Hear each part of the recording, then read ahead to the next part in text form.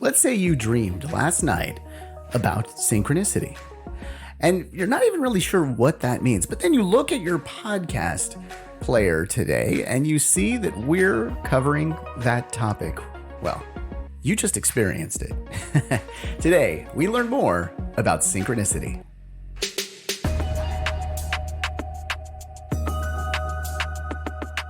Thanks for listening and subscribing to Learning More. I'm Russ, and today we are talking about synchronicity. And to do so, I'm joined not by just one person, but two people, well, a husband and wife team, to talk to us about synchronicity. Rob Mcgregor is the author of 21 novels and more than 24 self-help books. Many of those were co-authored with Trish MacGregor, his wife, who is also joining us today. He's also won the Edgar Allan Poe Award for mystery writing. And you may have heard of the Indiana Jones novels. Well, he did those as well. Now, Trish MacGregor, his wife, who's also joining us, is the author of 42 novels and also a winner of the Edgar Allan Poe Award for her book, Out of Sight. She has also written numerous self-help books. Their most recent nonfiction book is Phenomena, Harnessing Your Psychic Abilities. Now, they are also podcasters as well, so you got to love that. And you can access their podcast called The Mystical Underground on their blog, synchrosecrets.com. Trish, Rob, thank you so much for joining me today. Well, thank you for having us. Thank you. I like that intro. Thank you. I'm glad that you guys were able to make it here today. There could be a series of events that make it where this doesn't happen. So there was a series of events that we should, I guess, appreciate that got you here today. So, okay, we're talking synchronicity. Can you tell us what is synchronicity? Basically, it's a meaningful coincidence. So two similar but unrelated events come together outside of cause and effect, and that's a coincidence, and the resulting coincidence is meaningful to the person who's experiencing it. Let's say you have a friend from long ago that you just happen to start thinking about. I wonder what happened to that person. An hour later, you get a Facebook friend request from that very person. Now, that's a synchronicity, but it could also be telepathy. It could be precognition. Yeah, well Jung was, Carl Jung, essentially the person that discovered synchronicity, or the first person to talk about synchronicity, was really into the paranormal as well. And synchronicity sort of falls into that category because it's more of a theory. It's discussed in depth in the spiritual community, but skeptic scientists might say that it's coincidence. It's just events that are happening. It's confirmation bias, and it's not true science. Whereas others that believe in synchronicity say that it helps to bring meaning to the universe and that it proves that we are here exactly where we need to be at the right time. Carl Jung talks about the improbability of chance grouping and observations, things where we see them perhaps like a foreknowledge of future events, a coincidence that's essentially known in advance. However, you may not recognize that coincidence until later. For example, if you have a dream about a red car, the first thing you see when you get up is a red car. Is that coincidence or is that synchronicity? That has been a question for a long time. In fact, physicist David Bohm looked into this as well. Can you tell us a little about his research? The physicist David Bohm believed that there was an explicate order, which is like what happens, in our daily lives, what we see, what we experience, and that there's also an implicate order, which is the internal stuff. And he believed that everything unfolded from the implicate. So to me, synchronicity exists along that border between the implicate and the explicate order. And I think it's our most accessible way to understand our inner worlds, our consciousness. For a connection to the deeper part of ourselves that exists outside of time and space. Now, okay, to give maybe a better example of this, you two wrote a book called Sensing the Future. It had historical examples of synchronicity and precognition. It included some major events that we've all heard about. One of those events was the sinking of the Titanic and a book that was written years before. Tell us a little about that. On April 15, 1912, 1,502 passengers and crew members died. Okay, in 1898, 14 years before the Titanic set out, there was a book that came out by Morgan Robinson called Futility, or The Wreck of the Titan.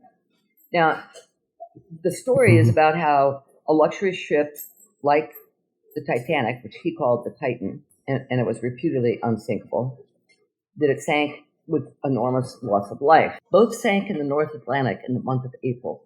Both were of British nationality.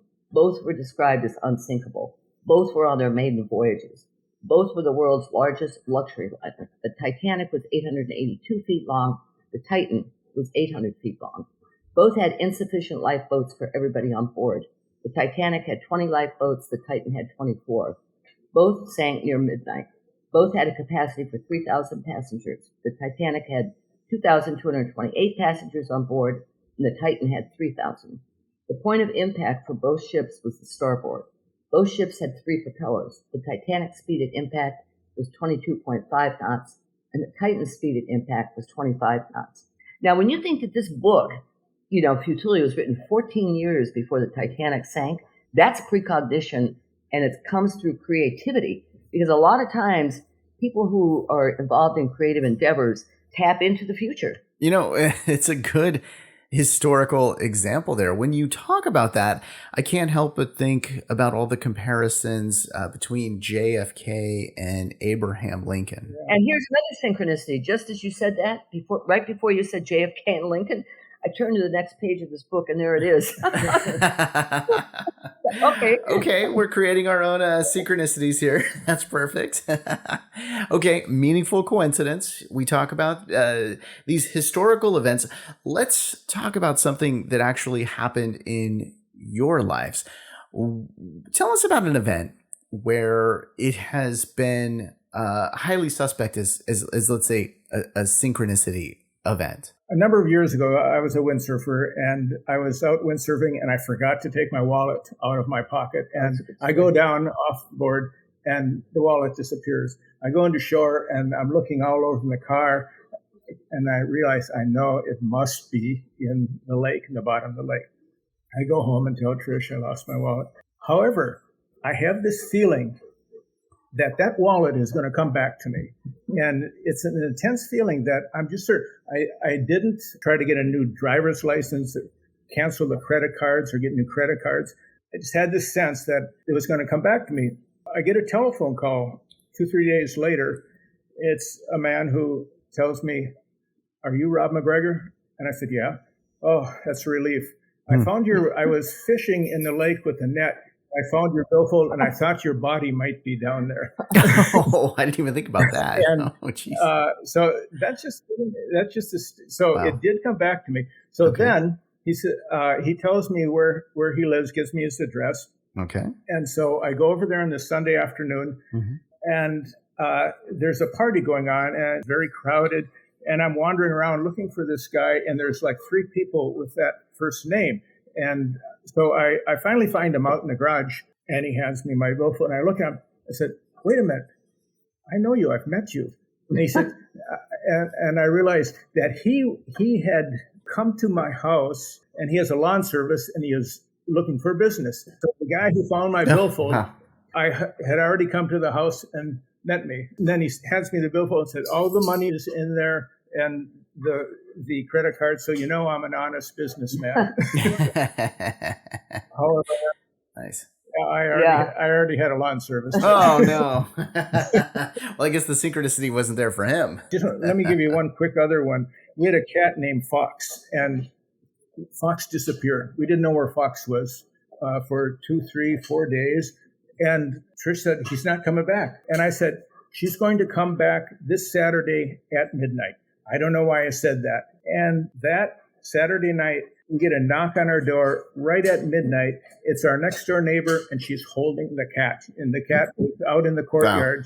Wow. And right to the minute. I mean, it's astonishing. So I guess the question here is, are you seeing these synchronicities because you're more open to seeing these? And perhaps if we were more open to the idea of synchronicity, we might be able to see more synchronicities in our lives. Yes, And I think so. And just are they actually happening more? You're Are just, you more aware. aware? That's the question. You know? Now here's another weird one. Right. This was one of the most. This falls in the mind blowing category. In the late 1980s, Rob and I went to Venezuela. I was born and raised, and my parents were with us. And Rob and I traveled a bit with them. Then he and I went on our way, and we were in the Maiquetía airport which serves Caracas. And in those days, the Colombians were really sending a lot of drugs to Venezuela, so the airport was filled with guys carrying machine guns. Young guys soldiers. like 16, Yeah, 17, 16, 17. With machine guns. And we were waiting to get, this was like before the TSA, but we were waiting in a line to get onto the airplane. And the soldiers were checking everybody's stuff. There was a guy in front of us in a three-piece suit, and he had a briefcase with him. And Rob and I looked at him and thought, this guy might be a drug dealer, just carrying drugs in there.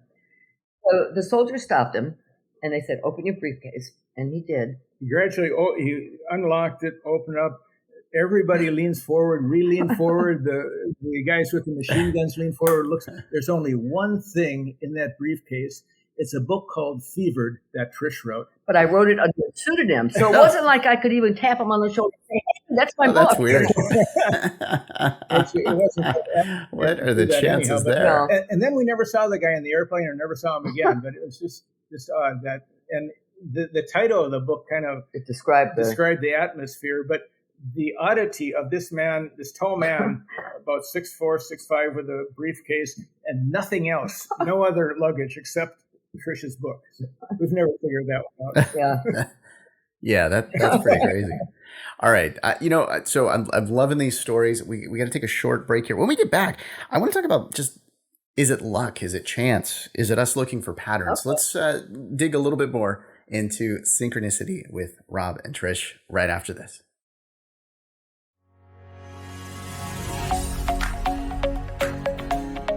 If you enjoy history, maybe you're just feeling a little nostalgic, or you wonder who's having a birthday today, or maybe you need a reason to celebrate. Well, we've got the perfect podcast for you. It is called This Is Today, and each and every day we talk about the historic events, celebrity birthdays. We also talk about whatever is going on today. There's always something to celebrate when you listen to This Is Today. And at just 10 minutes each day, you can make it a daily habit. You can even add it to your Alexa Flash briefing.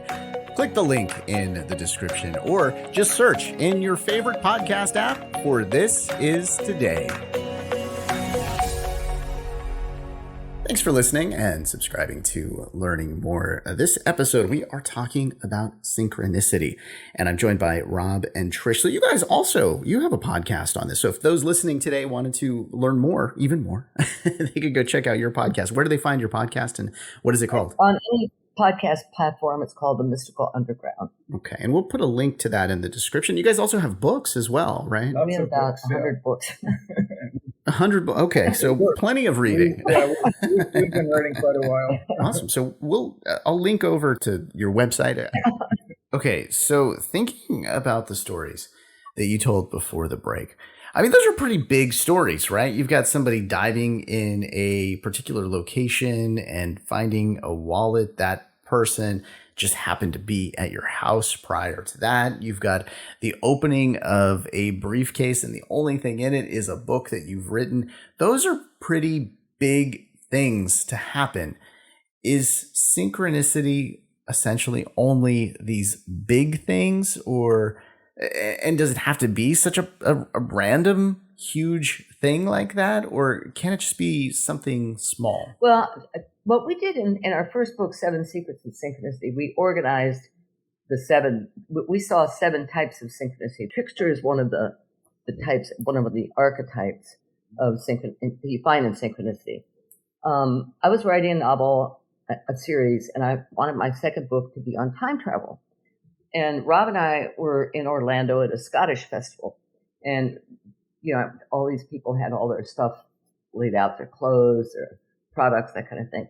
So I went over to this, one display of shirts. And I found a kind of a cool shirt that first had been made in Ecuador, which was the country where this novel was taking place. So I looked inside the shirt and it said time travel. I thought, wow, there's my confirmation. This second book is going to be on time travel. So when we got back home, I wrote my editor and I said, okay, I want this book to be on time travel. She writes back and she says, no. So I thought, okay, now what? She says time travel books don't sell. No. Yeah, which is not true. But that's the example of a trickster. You think you've gotten confirmation. Oh, gotcha. And then you find out that you haven't. I mean, what you've gotten confirmation of is that's what you want to do, but it isn't necessarily what's going to happen. So I think of the book in some of these things. I think of that, The Secret, right? Where it's like, if you kind of will it, it will happen. Mm-hmm. Is that a version of synchronicity? Yeah, I think it, I think your intentions do play a part. Somebody had asked us on one of the podcasts, well, how do you create a synchronicity? And I don't think you can create it, per se. I think what you have to do is you focus on, what do I want? What's my intent? You can create a synchronicity by saying to yourself, okay, I have a question, and when I walk outside in the morning, the first thing I hear is going to be the answer. Whether it's your radio or a neighbor saying something to you, that often gives you an answer to what your question is. That's a simple form of synchronicity. And oftentimes when you just have intense feelings about something that you're looking for answers, they just, like Trish and I as writers, sometimes we're blocked. And I go in to take a shower and suddenly, boom, the answer just appears to me. There's also a synchronicity of numbers. A lot of people for a period of time were seeing the number 11 or 111 or 1111. Now here's one, number 137. Wolfgang Pauli, who was an early supporter of Jung's theory about synchronicity, was really obsessed with the number 137, which in quantum physics, it's one of the unsolved mysteries of modern physics, the value of the fine structure constant. Okay. 137 is a prime number, can only be divided by 1 and by itself. It's a positive integer that can't equal the product of two smaller integers. Okay. In this book called, was a wonderful book, In Deciphering the Cosmic Number, The Strange Friendship of Wolfgang Pauli and Carl Jung. Pauli was so obsessed with this number that at the age of 58, he went into a hospital for routine surgery. And when he found out he was going to be in room 137, he said to his assistant, I'm not going to make it out of here alive. And he didn't. And yet 137 means the DNA of light. That's literally what it is. And it just obsessed Pauli for all of his life. I thought you were going to go the other route there and say that he felt like, oh, I'm at 137, so it's like I'm going to be okay, because he had this kind of comfort around it. So, I mean, I guess with Pauli, he kind of recognized the number 137 as the archetype of death. So 137, even though it means the DNA of light, for him did become an archetype of death. And he experienced a lot of synchronistic type events throughout his life, right? Well, he was a guy, he would walk into a laboratory and immediately everything would break down. So that at one point he was forbidden from entering laboratories. I think it was by some other physicist who said, we don't want you here. There was even a case where Wolfgang Pauli was told that, hey, our machinery broke down and you weren't here, so that wasn't your fault. But at the time that happened, he was traveling on I think it was a train that was stopped in the station. The station was near the lab. So he got it. Wow. Without being in the lab. Another synchronicity. Oh, wow. That's pretty funny. Okay, so I guess in thinking about synchronicity, the first question I wrote down on all of this, which ends up being one of the last questions I ask you guys here, but it's about humans looking for patterns, right? Like that is what we do, right? Whether it's math or science or whatever, we look for patterns. So is this just us trying to find a reason for random events? I think I really don't think that there is a theory yet for what synchronicity is. I think we belong to a synchronicity group that was started by a professor of psychiatry at the University of Virginia. And what I found is everybody in this group, and about 25 people, they each have a different take on what synchronicity is. Some people say, well, there's 9 keys, and we say there's 7 secrets, and somebody else will call this by another name. So I think people are exploring. Yeah, the question of patterns, this is always something that skeptics come up with. And what the underlying idea is that there's really no such thing as synchronicity. They're just making this up because they're looking for a pattern. But when you actually look at these events, I don't think you can explain it so easily. It must be a pattern there. Sometimes there's no pattern at all. I mean, it's just strange things happen. One time I was in a car with a couple of people taking them to the Miami airport. They had both come from Jamaica and were staying in South Florida for a while. And the man was kind of a New Age preacher. He had a little church in Negril. And so we had this spiritual discussion going on as we're heading to the airport. And I was just feeling this intense feeling again that I get sometimes. And the car passes us that has a license plate that says Zen 665. And the guy says, wouldn't it be interesting if we saw a car that said Zen 666? Not 2 minutes later, we saw a car passed us. Now, what are the odds? And then like 2 years later, I saw that car again. Well, when I hear these stories, I can't help but think of kind of the bigger picture, the bigger meaning, right? Like, seeing a car. Okay, well, you saw a car, but why were you there at that particular time with those particular people?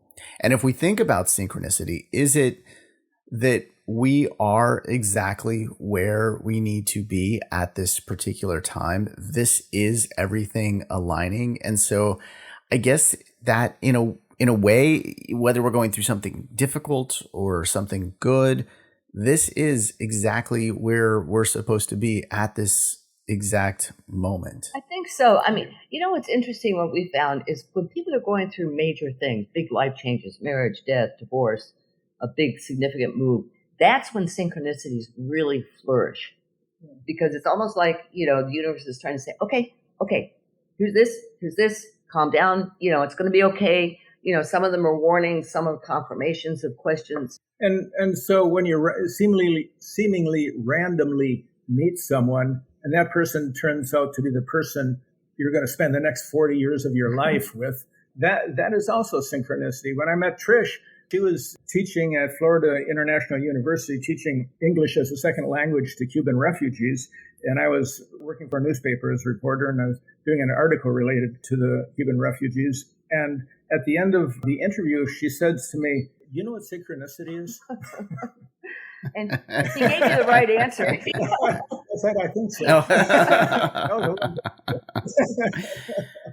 So, okay, if somebody experiences a synchronicity and they want it researched, you guys actually help with that, right? Right. So how do they reach out to you? There's a contact form on our blog, which is blog.synchrosecrets.com, and they could just contact us there. And you can also go to that same link, which is in the podcast description, to access their podcast and their books. Rob and Trish, thank you so much for joining us today and helping us learn more about synchronicity. Well, thank you for having us. Thank you. And thank you for listening and subscribing to Learning More. And also remember to check out our daily podcast called This Is Today, where you can learn the story of each day, including national events, daily history, and some fun stories. This Is Today is available wherever you get your podcasts. And of course, there's a link to that in the podcast description as well. We have our next episode of Learning More in production now, and you'll be able to catch that next Wednesday. Of course, the entire catalog of episodes is available and ready for you as well. If you have something that you would like to learn more about, let us know, and it just might become a future episode. You can do so by going to our website at learningmorepodcast.com. Again, thank you for listening. Thank you for subscribing. I'm Russ, and I look forward to learning more with you next time.